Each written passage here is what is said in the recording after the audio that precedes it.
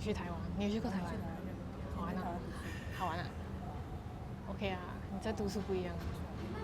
Siew Mung, I read your story over the weekend, and you talked about China deals, right?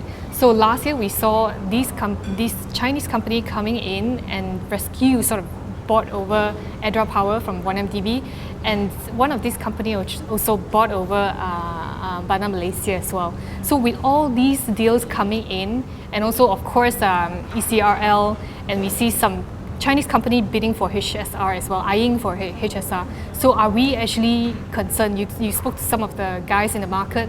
What do they think?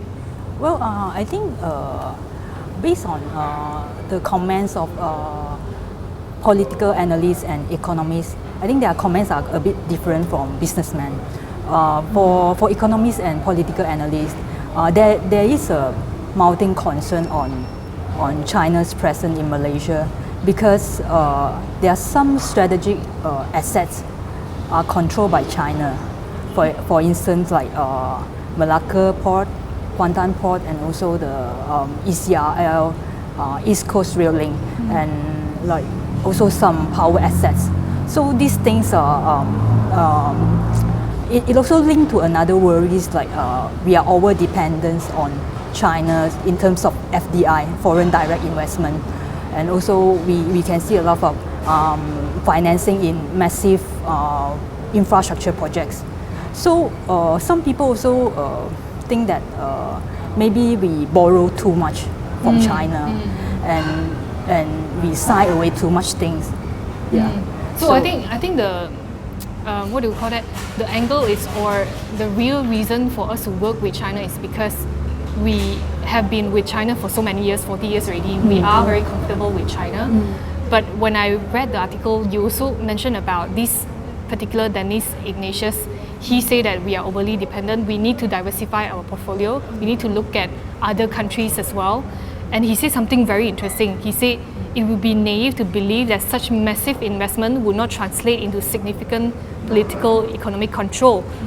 And it almost sounds like reading our sejarah history all over again, you know, when the West came in and conquered our country. But this time around it's very different, because we have to actually segregate. We have to look at things differently. We have to look at political differently, and also financial issues differently. So we spoke to this guy, Tan Siew Jeffrey Shah from Sunway. What did he say about it? Well, actually, other than Tan Siew Jeffrey Chow, we also spoke to Tan Sri Lee Kim Yew, Tan Sri Lim Hossan, and also Tan Sri Ko Kai Peng. Yeah. They are all quite positive on the Chinese investment in Malaysia. I think because they look at it at business angle. So when we ask them about the concern of the controlling of strategic assets, their comments are they use the history. Like you look at the history of China, they never conquer any country before, and there was China was the country that being conquered actually. And like many years ago when Chinese came to Malacca, Jingho, and then he came is for trades and also cultural exchange.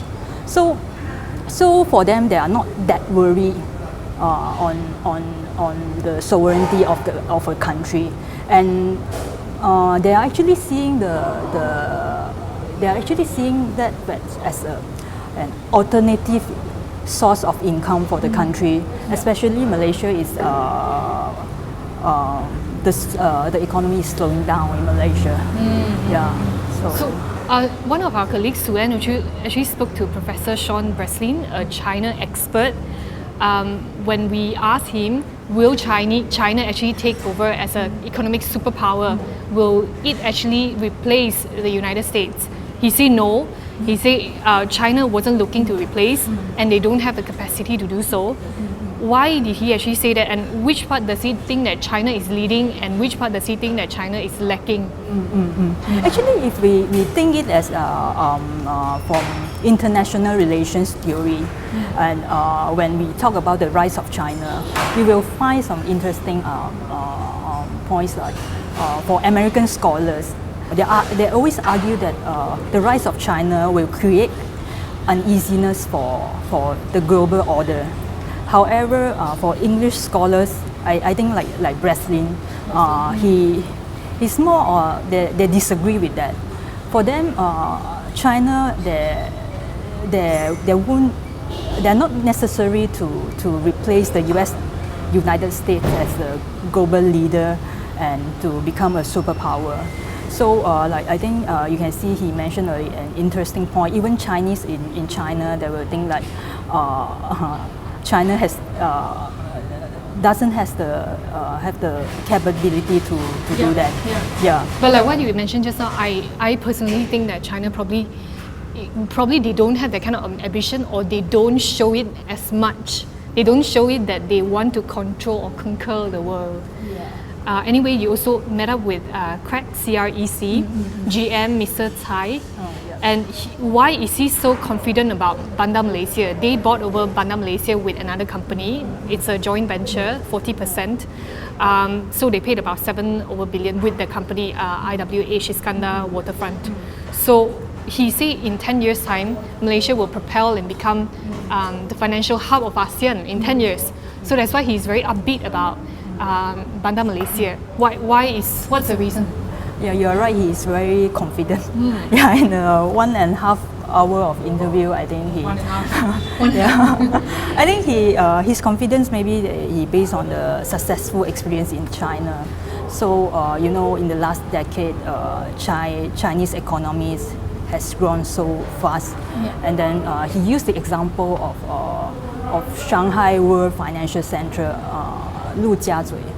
And so Dubai Financial Center. He said how it create the market for the international high-end market, and this is what Malaysia is lacking of today. So for Bandar Malaysia, after 10 years, he believes that the site will attract a lot of multinational companies. I think, for instance, we like Huawei, and then ICBC Bank, and also the another CIEC, also one of them. And he also saying like what Malaysia is doing today is actually like what the Singapore was doing before. So with the help of Chinese funds, then we can enhance our infrastructure and then to become a developed nation. So we will see after 10 years. For more on the stories, pick up a copy of The Edge Weekly at all good newsstands.